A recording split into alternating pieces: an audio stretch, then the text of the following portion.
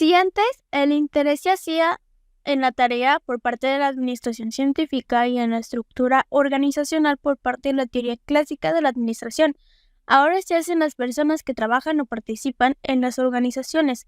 En el enfoque humanístico, la preocupación por la máquina y el método de trabajo, por la organización formal y los principios de administración aplicables a los aspectos organizacionales ceden la prioridad a la preocupación por el hombre y su grupo social, de los aspectos técnicos y formales. Se pasa a los aspectos psicológicos y sociológicos. El enfoque humanístico surge con la teoría de las relaciones humanas en los Estados Unidos. A partir de la década de los años 30, su nacimiento fue posible gracias al desarrollo de las ciencias sociales, principalmente de la psicología.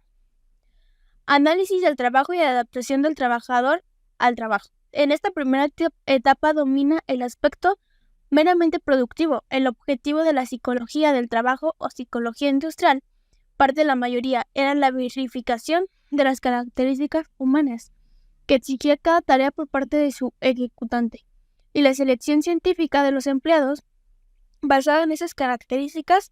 Esa selección científica se basaba en pruebas. Durante esa etapa, los temas predominantes en la psicología industrial eran la selección de personal, la orientación profesional, los métodos de aprendizaje y de trabajo, la fisiología del trabajo y el estudio de los accidentes y la fatiga, adaptación del trabajo al trabajador. Esa segunda etapa se caracteriza por la acrecentación dirigida hacia los aspectos individuales y sociales del trabajo, con cierto predominio de estos aspectos sobre lo productivo, por lo menos en teoría. Los demás predominantes en esta segunda etapa eran el estudio de la personalidad del trabajador y del jefe, el estudio de la motivación. Sin duda, fue valiosa la contribución de la psicología industrial en la demostración de las limitaciones de los principios de administración adoptados por la teoría clásica. Además, las grandes modificaciones ocurridas en las extensiones social, económico, político y tecnológico contribuyeron con nuevas variables al estudio de la administración. Mientras que en los demás países el liberalismo económico típico del siglo XX pasó a partir de la Primera Guerra Mundial, a ser sustituido por una creciente injerencia del Estado en la economía. Con el surgimiento de algunos gobiernos totalitarios, en los cuales la teoría clásica encontraba un ambiente extremadamente favorable, en los Estados Unidos se reafirmaban y desarrollaban los principios democráticos. Además, con la Primera Guerra Mundial comienza el declive de Europa centro-occidental en el liderazgo del mundo y el espectacular ascenso de los Estados Unidos como potencia mundial. La fuerte depresión económica que azotó al mundo alrededor de 1929 intensificó la búsqueda de la eficiencia en las organizaciones.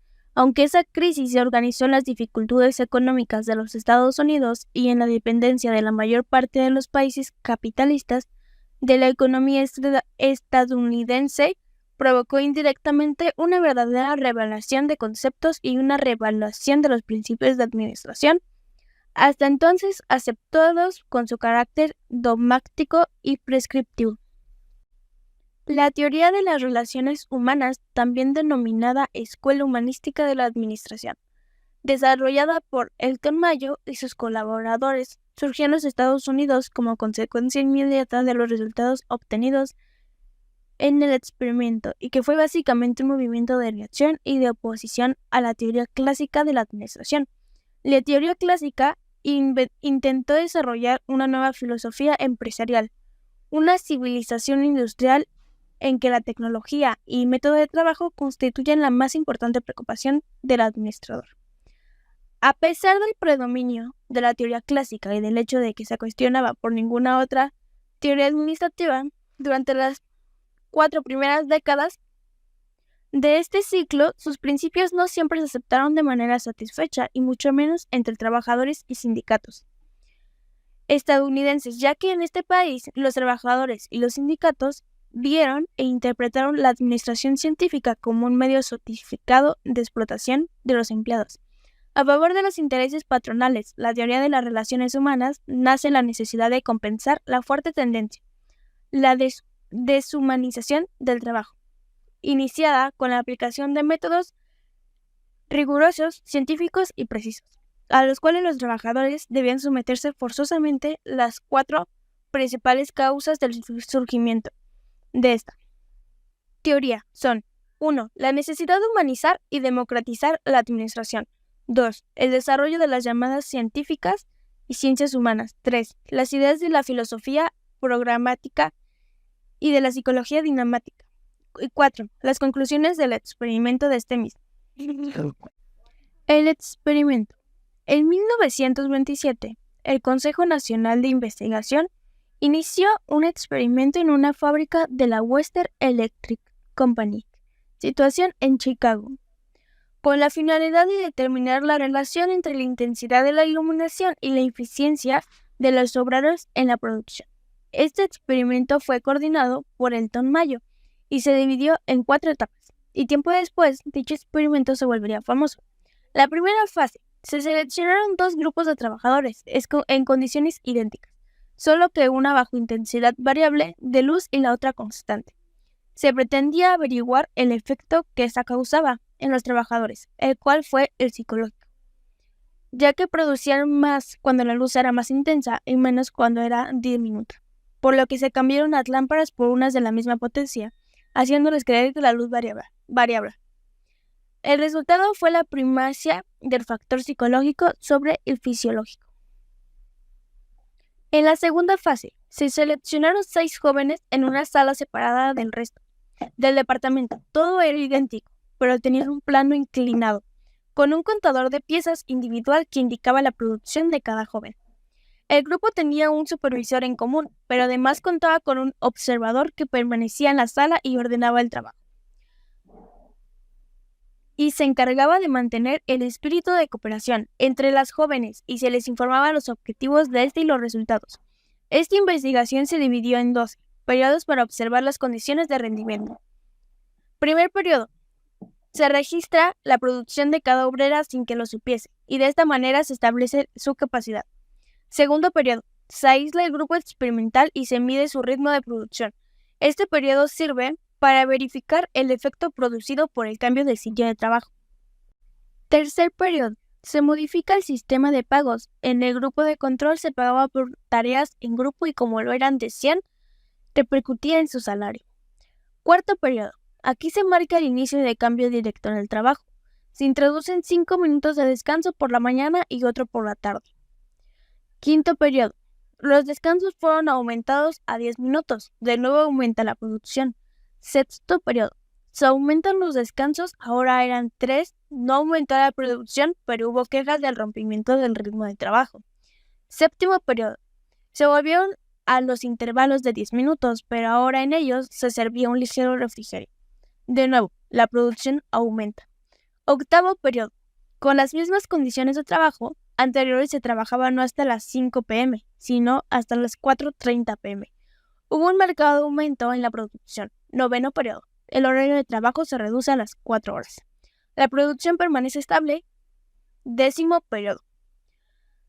El grupo experimental volvió a trabajar hasta las 5 horas como el séptimo periodo. La producción aumentó considerablemente. Undécimo periodo. Se establece la semana de 5 días y no 6 como el resto de la planta. La producción diaria de los jóvenes continuaba subiendo. Duodécimo periodo. Se vuelven a las condiciones del tercer periodo, se quitaron todos los beneficios con la aprobación de los jóvenes. Inesperadamente se observó que la producción diaria y semanal alcanzaron un índice jamás visto.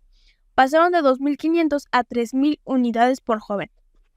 Durante la tercera fase, los investigadores, preocupados por las actitudes del grupo experimental y del resto de la planta, se apartaron del interés de buscar mejores condiciones de trabajo para enfocarse a estudiar el comportamiento de las relaciones humanas dentro de este mismo. Se consideró humillante la supervisación coercitiva y que determinaba en las actitudes de las obreras. De este modo se inició un programa de entrevistas con los empleados para escucharlos y recibir sugerencias. El programa fue muy bien visto entre obreros y supervisores, ya que los resultados fueron alentadores. La empresa creó la División de Investigadores Industriales con el fin de realizar las entrevistas a los más de 40.000 empleados. Durante la cuarta fase, debido a los resultados de la fase anterior, fue que se creó esta cuarta fase, que consistió en seleccionar un grupo experimental de 18 obreros y 2 inspectores con la pretensión de analizar la organización informal. El sistema de pagos se modificó y fundamentó en la producción de grupo y solo podía ser elevado, eso aumentaba la producción total.